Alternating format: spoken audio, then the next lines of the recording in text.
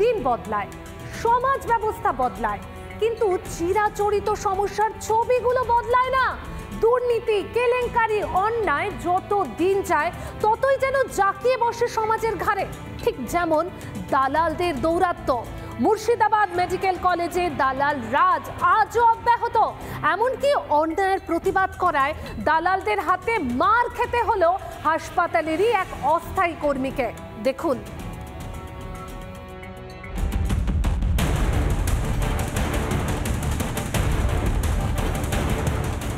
Murshidabad medical college হাসপাতালে অব্যাহত দালালদের দৌরাত্ম্য।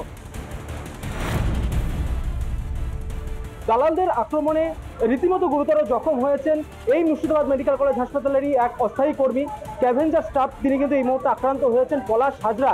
এই মুহূর্তে দাঁড়িয়ে রয়েছি মুর্শিদাবাদ মেডিকেল কলেজ হাসপাতালের ওপিডি বিল্ডিং এর ঠিক আউটডোর বিভাগের সামনে। আমি এই মুহূর্তে দাঁড়িয়ে রয়েছি। পলাশ হাজরা তিনি এই মুহূর্তে এখানে কাজ করছেন।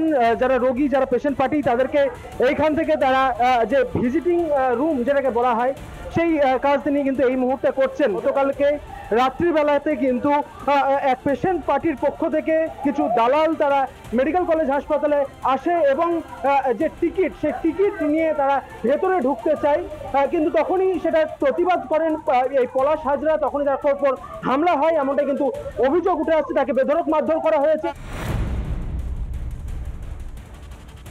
কালকে আমি যে 7 নম্বর ঘরে এভাবে ডিউটি করছি দাঁড়িয়ে, এবার আমি এখানে পেশেন্টের দেখি আজকে ইউনিটে টিকিট আছে কি না।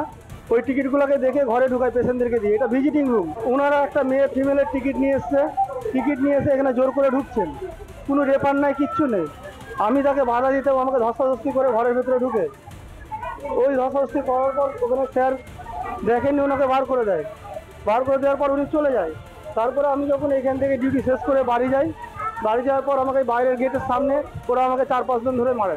ওরা কি কাজ করে এখানে? কি কোনো কাজ করে না, ওরা এসে দালালি করে।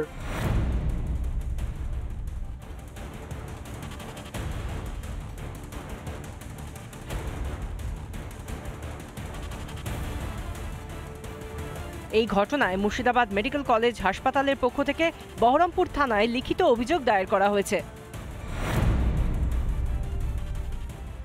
এখানে কিছু এই সমাজ বিরোধীমূলক কাজ হচ্ছে, যারা 2-4 জন বা 5 জন, বেশি লোক না, যারা এই হসপিটালের গলিভুজি জেনে এমন প্রতিশ্রুতি দিচ্ছে যে তুমি আমার 500 টাকা বা 1000 টাকা দাও, আমরা ফ্রিতে এমআরআই বা সিটি স্ক্যান করে দেবো। আমরা পুলিশকে জানিয়েছি, এখনো আনফর্চুনেটলি পুলিশ এই মুহূর্ত পর্যন্ত আপনাদের সঙ্গে কথা বলছি কোনো অ্যাকশন নেয়নি। সমস্ত চিকিৎসা এবং পরীক্ষা সমস্ত বিনামূল্যে হয়।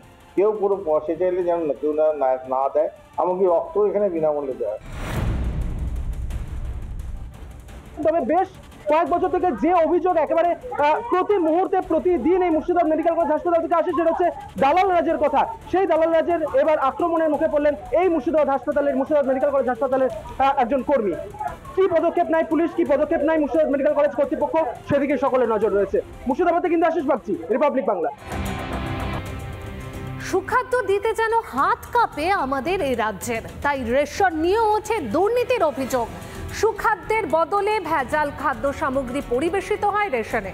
এই দেখুন না, লোকসভা ভোটের আগেও তো এই অভিযোগ ছিল, ভোট মিটতেও ফের সেই অভিযোগই। পোকা ধরা চাল, আটার বদলে ভুসি দেওয়া হলো দেগঙ্গার একটি রেশনের দোকানে।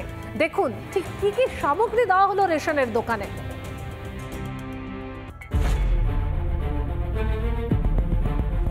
ফের রেশনে দুর্নীতি। মেয়াদ উত্তীর্ণ চাল, আটা গ্রাহকদের দিতে গিয়ে ধরা পড়ে গেলেন খোদ রেশন ডিলার। অখাদ্য বন্টনে গ্রাহকদের বিক্ষোভ উত্তর 24 পরগনার দেগঙ্গায়। ভুসি, আটা ভুসি আর চালে পোকা, আমরা খেতে পারবো না বলে তার জন্য আমরা সবাই মিলে বলছি যাতে ভালো আসে। দীর্ঘদিন ওর মাঝে মাঝেই চাল খারাপ আসে, আমরা ভাত খেতে পারি না, তো মানে ভাত দলা হয়ে যায়, ফুটতে ফুটতে ফ্যান বসে যায়, খারাপ আসে কেন, মানে সবাই মিলে বলছি, তো ওই জন্য আমরা জনগণেরা বলছি যাতে ভালো আসে। দেগঙ্গা 2 নম্বর গ্রাম পঞ্চায়েতের সাতহাতিয়া পূর্বপাড়ায় নিম্নমানের রেশন সামগ্রী দেওয়ায় ক্ষোভ উগরে দেন গ্রাহকরা। অভিযোগ, দীর্ঘদিন ধরে নিম্নমানের রেশনে আটার পরিবর্তে ভুসি দেওয়া হচ্ছে। আমাদের যে রেশনের যে আটা দিচ্ছে, আটার ভেতরে সব ভুসি দেখা যাচ্ছে, হ্যাঁ, পোকা, এর জন্যে আমরা প্রতিবাদ করছি। গ্রাহকদের ক্ষোভের মুখে পড়ে ভুল স্বীকার করেছেন রেশন ডিলার। তার দাবি গোডাউনে 40 বস্তা আটার প্যাকেট এসেছে আর সেই আটা নিম্নমানের। রেশন সামগ্রীর ফেরত নেওয়ারও আশ্বাস দিয়েছেন রেশন ডিলার। আটাটা এবারে দেখছি চিকেনে নিম্নমানের, কোনো আগের বারে অতটা খারাপ ছিল না, এবারে তাদের পোকা সেটা আমি বলতে পারবো না। এটা গোডাউন থেকে যেরকম আসে। আপনারা জানিয়েছেন যে আপনারা এখানে গোডাউনে এবার যে মালটা এসছে খারাপ মাল এসছে? হ্যাঁ, এবার জানানো হয়।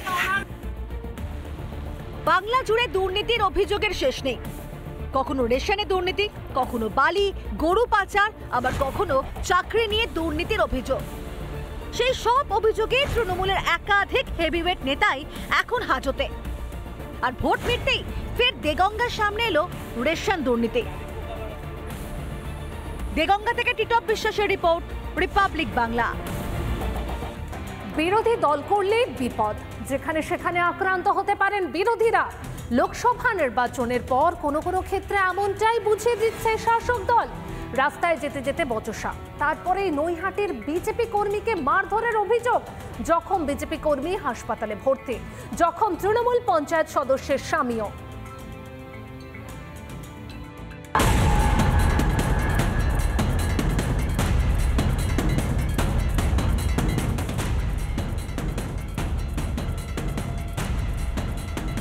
ভোট মিটতেই শুরু হিংসার রাজনীতি। বাড়ি ভাঙচুর থেকে শুরু করে মারধর সবই চলল নৈহাটির মাদারপুরে। বিজেপি কর্মীর ওপর হামলার অভিযোগ। অভিযুক্ত তৃণমূল গ্রাম পঞ্চায়েতের মহিলা সদস্য। তৃণমূলের পঞ্চায়েত সদস্যরা এখন মনে হয়েছে যে বিজেপি যারা করছে তাদের উপরে বিশেষ করে অত্যাচার করার একটা মানসিকতা ওনার জন্মেছে। দুজনের উভয়পক্ষে যদি মার খায় তারা দুজনেই তো আজকে হসপিটাল অ্যাডমিট হতে পারতেন, কিন্তু আমাদের পেশেন্টকে যখন আমরা নিয়ে নয়টা স্টেট জেনারেল থেকে কল্যাণী জেএনএম তারপরে এমসে নিয়ে যাই, তারপরে ওনারা নাটক করে তার স্বামীকে পুনরায় অ্যাডমিট করেছে। বিজেপির অভিযোগ, সাধন ঘোষ নামে ওই বিজেপি কর্মীর ওপর রড, বাঁশ, লাঠি দিয়ে চড়াও হন করবী বিশ্বাস ও তার স্বামী। যদিও পাল্টা বিজেপি কর্মীর বিরুদ্ধেই অভিযোগ করেছেন তৃণমূল নেত্রী। উনি হচ্ছে গিয়ে তখন বেরিয়ে টোটো থেকে নেমে আমার স্বামীকে ফেলে দিয়ে, সাইকেল থেকে ফেলে দিয়ে বুকে উপরে মারছে। আমি তখন শুনে আকতি হয়ে ভয়েতে আমি কি করব, তখন কোনো উপায় নেই বলে আমি তখন দৌড়ে গেছি। রাজনীতি কোনো কথা এখানে আসছে না। আমার স্বামী হচ্ছে অফিস থেকে বাড়ি আসছে। একটা মানুষ দুপুরবেলা যদি বাড়ি আসে, সেখানে রাজনীতি এনতি কিসের জন্য? এই ঘটনার পর রীতিমতো অসুস্থ হয়ে কল্যাণী এমসে ভর্তি হয়েছেন জখম বিজেপি কর্মী। পাল্টা জখম অবস্থায় নৈহাটি হাসপাতালে ভর্তি হয়েছেন করবী বিশ্বাসের স্বামীও। ঘটনার তদন্ত শুরু করেছে শিবদাসপুর থানা। নৈহাটি থেকে টিটপ বিশ্বাসের রিপোর্ট, রিপাবলিক বাংলা। জেলা সদরে এবার একটু নজর রাখতে হচ্ছে মালদার দিকে। তার কারণ ধীরে হলেও মালদায় থাবা বসাচ্ছে ডেঙ্গি, ম্যালেরিয়া। মালদহে চলতি মরশুমে আক্রান্তের সংখ্যা 142। ডেঙ্গি প্রতিরোধ করতে ইতিমধ্যেই বৈঠকে স্বাস্থ্য দপ্তর ও জেলা প্রশাসন। ডেঙ্গি মোকাবিলায় মানুষের মধ্যে সচেতনতা বৃদ্ধি করতেও শুরু হয়েছে একাধিক পদক্ষেপ।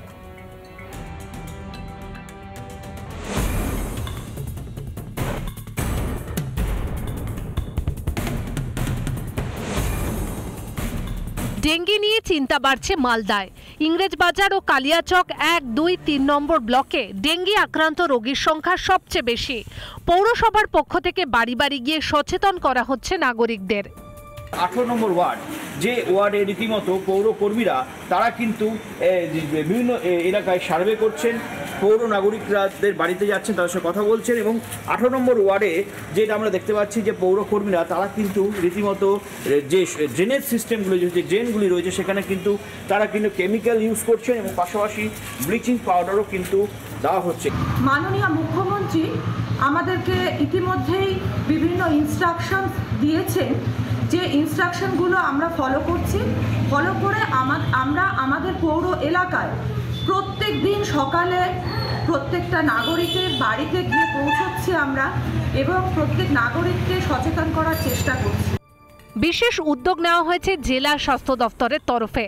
ডেঙ্গি প্রতিরোধে প্রস্তুত স্বাস্থ্য দপ্তর, জানালেন মালদা জেলা মুখ্য স্বাস্থ্য আধিকারিক। পজিটিভ রোগীর সংখ্যাও কিন্তু গত বছরের থেকে একটু বেশি আছে। আমরা মাননীয় জেলা শাসক প্রায় লাস্ট 1 মাসে 3 থেকে 4 বার এটা নিয়ে তিনি পর্যালোচনা করেছেন।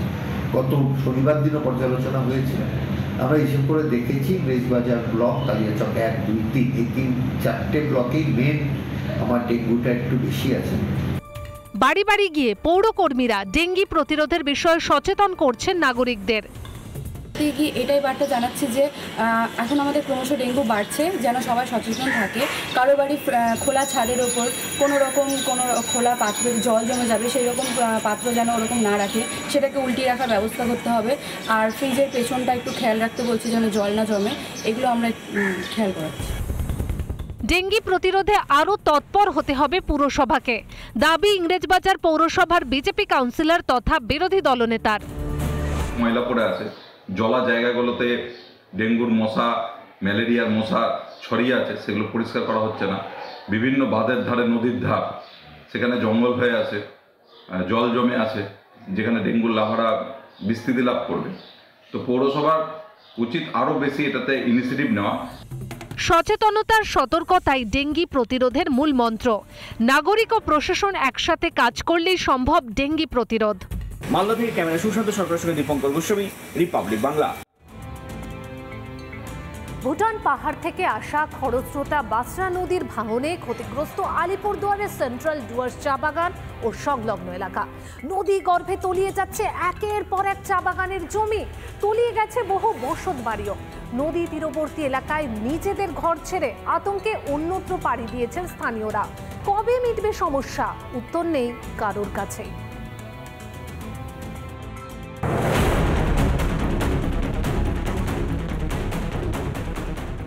প্রতি বছর বর্ষার মরশুমে ভুটান পাহাড় থেকে নেমে আসা নদীগুলো আতঙ্কের কারণ হয়ে ওঠে মানুষের।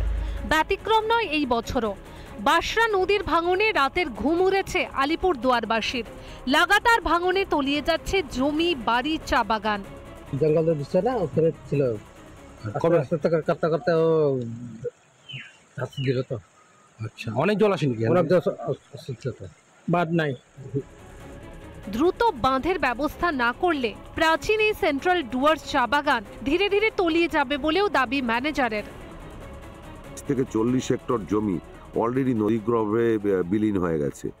তো এটা একটা সবচেয়ে, এবং আমাদের প্রচুর লেবার কোয়ার্টার যেগুলো কোম্পানির থেকে ওদেরকে প্রোভাইড করা হতো, অ্যারাউন্ড 35টা কোয়ার্টার গত বছর চলে গেছে, তার আগের বছর 12টা গেছে। এবং এই বছর যদি আমরা একটা সুস্থ মতন কোনো ব্যবস্থা না নিতে পারি, আরও হয়তো 16 থেকে 17টা ঘর আমাদের লেবার কোয়ার্টার নদীগর্ভে বিলীন হয়ে যাবে। আলিপুরদুয়ারের তৃণমূল বিধায়কও মানলেন পরিস্থিতি ভয়ানক। আন্তর্জাতিক স্তরে ভারত ভুটান যৌথ রিভার কমিশন করা জরুরি বলে মনে করেন তিনি।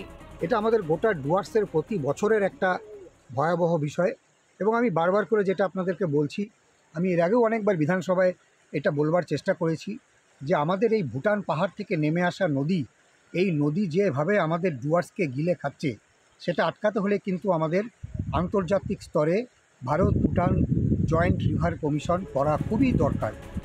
বিজেপি বিধায়কের দাবি, তিনি বাসরা নদীর ভাঙন নিয়ে বিধানসভাতেও সরব হয়েছিলেন, তবে প্রশাসন কোনো পদক্ষেপ নেয়নি। দেখেন, আমরা এটা নিয়ে তো বাসরা নিয়ে আমি বিধানসভায় কথা তুলে ধরেছি, মেষপাড়া নিয়ে বিধানসভায় কথা তুলে ধরেছি, কিন্তু সরকার ওইটা নিয়ে কোনো পদক্ষেপ নিচ্ছে না, সেটা দেখা যাচ্ছে। সেই জন্য এখন ভয়ে আছে, বর্ষাকাল শুরু হচ্ছে, এখনও কাজ হচ্ছে না। আর আমি আজকেও এটা দেখলাম, আমি আজকেও এই যে দেখতেছি, ওখানে আমি ইয়েগুলো পেয়েছি, কি অবস্থায় আছে, মানে খুব কঠিন অবস্থা। ভুটান থেকে আসা নদীগুলো গিলে খাচ্ছে একের পর এক এলাকা। কবে সরকার এই সমস্যার সমাধানে উদ্যোগী হবে, আশায় চা বাগানের কর্মী থেকে স্থানীয়রা। সুদীপ চ্যাটার্জির রিপোর্ট, রিপাবলিক বাংলা।